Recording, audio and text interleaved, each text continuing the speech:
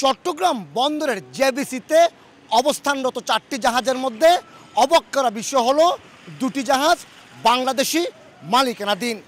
একটি হলো এসআর শিপিংয়ের সরওয়ার জাহান, অপরটি জাহানমণি।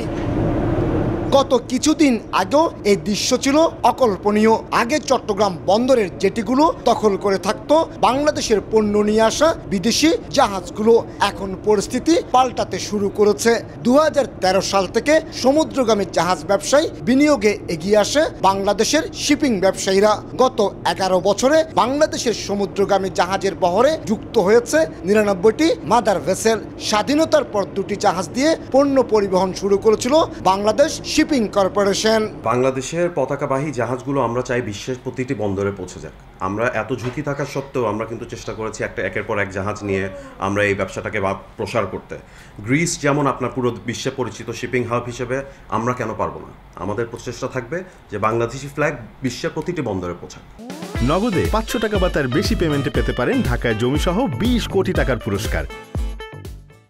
বাংলাদেশের শিল্প গ্রুপগুলোর মধ্যে সমুদ্রগামী জাহাজের ক্ষেত্রে মেঘনা গ্রুপ এবং এসআর শিপিংয়ের মালিকানায় রয়েছে 24টি করে মাদার ভেসেল। এরপর আকিস গ্রুপের 10টি, এইচআর শিপিংয়ের 8টি, রাষ্ট্রায়ত্ত প্রতিষ্ঠান শিপিং কর্পোরেশনের 7টি, ভ্যানগার্ড এবং বসুন্ধরা গ্রুপের 6টি করে, অন্যান্য প্রতিষ্ঠানের 14টি।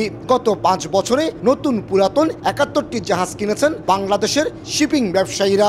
বাংলাদেশের যে সম্ভাবনা, যে বিপুল পরিমাণ আপনার million tonnes of cargo and millions of আপনার কন্টেনার যেগুলো আমরা প্রতি বছর হ্যান্ডেল করছি, এই কার্গো অ্যান্ড কন্টেনারগুলো তো মূলত বিদেশি জাহাজগুলো ক্যারি করে।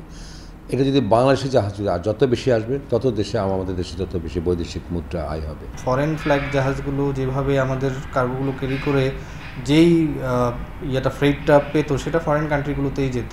এখন দেশি জাহাজগুলো অপারেট করার ক্ষেত্রে তাইলে দেশি কোম্পানিগুলোর একটা বড় ধরনের ইনফ্লুয়েন্স আমাদের ট্রেডের উপরে আছে এবং দেশের টাকা দেশেই থাকছে।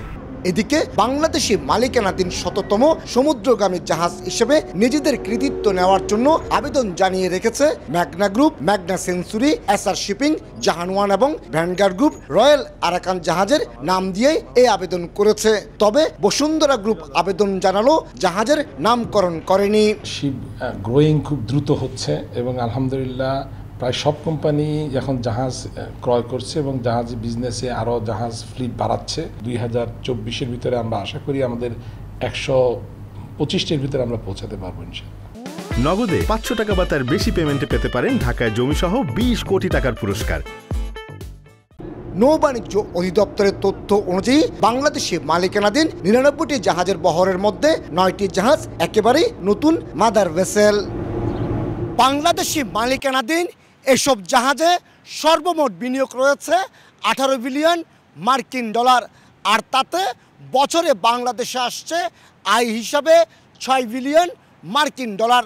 আগামী কয়েক বছরের মধ্যে এই আয় অন্তত 10 বিলিয়ন ডলার ছাড়িয়ে যাবে, এমনটি বলছেন জাহাজ ব্যবসায়ীরা। চট্টগ্রাম বন্দর থেকে কমল দে, সময় সংবাদ।